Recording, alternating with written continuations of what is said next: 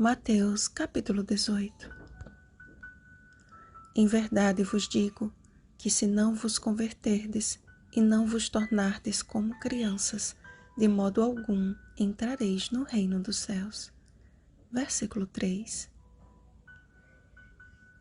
A pergunta que não calava no coração dos discípulos era esta: quem é porventura o maior no reino dos céus? O desejo por assumir um lugar de destaque no reino de Cristo certamente inquietava-os e foi o principal motivo de discussão entre eles durante os 3 anos e meio em que andaram com Jesus, mesmo diante da resposta que deveria ter sido suficiente para encerrar este assunto.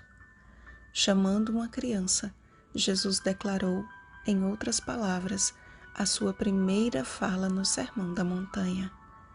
Bem-aventurados os humildes de espírito, porque deles é o reino dos céus.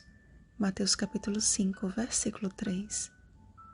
Jesus não se referiu à imaturidade de uma criança, mas à humildade em reconhecer que necessita de ajuda, que não consegue andar sozinha. Cristo foi além e despertou seus discípulos à responsabilidade de jamais servirem de pedra de tropeço aos seus pequeninos. Como crianças de Jesus, Ele espera que vivamos em conformidade com os seus ensinos e busquemos a comunhão do Espírito. Como pecadores, não estamos livres de falhar, contudo, Ele nos deixou escrito o caminho por onde devemos andar e espera que estejamos sempre dispostos a dele aprender, com humildade e inteireza de coração. Aquele que nos chamou das trevas para sua maravilhosa luz, 1 Pedro capítulo 2, versículo 9, espera que vivamos de forma digna ao nosso chamado. Os anjos que assistem à presença de Deus face a face são os que têm cuidado e guardado os pequeninos de Deus para a salvação, como está escrito. Não são todos eles espíritos ministradores, enviados para serviço a favor dos que hão de herdar a salvação? Hebreus capítulo 1, versículo 14. Deus não deseja perder um pequenino sequer de seu redil e vai em busca daquele que porventura tenha se extraviado. Mas Ele também nos chamou à responsabilidade de cuidarmos uns dos outros e de como agir em situações de conflito. Vejamos a ordem estabelecida por Jesus para tentar sanar um conflito entre irmãos. Primeira, vai arguí-lo entre ti e ele só, ou seja, não divulgue o pecado do seu irmão, mas vai falar com ele em particular.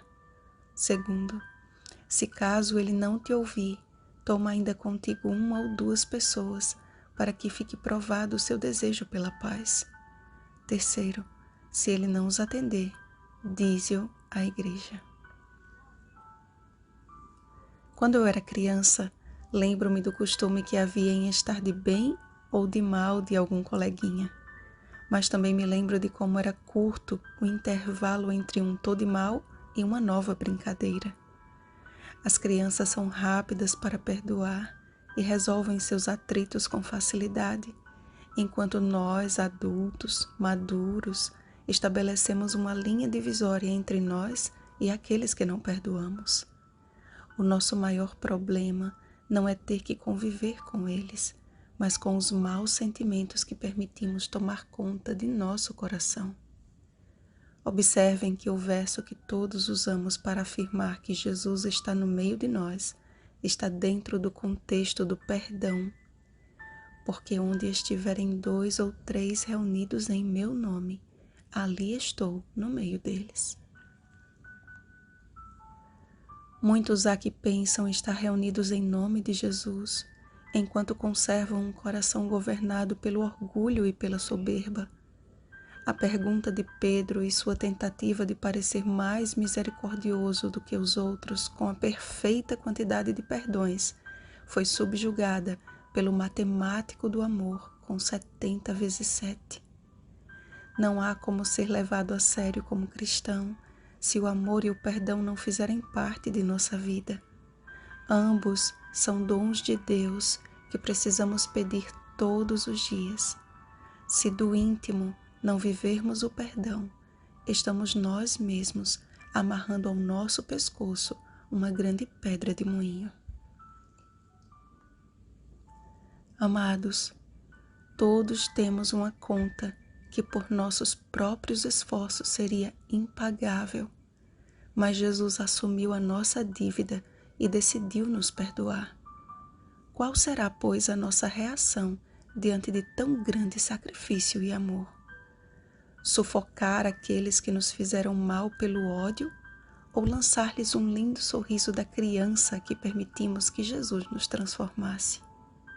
Raiva ou compaixão? Ódio ou amor? A sua reação é o que define para onde você está indo. Lembre-se, aquele que não se tornar como criança jamais entrará no reino dos céus. Vigiemos e oremos. Uma feliz semana, crianças de Jesus. Rosana Garcia Barros.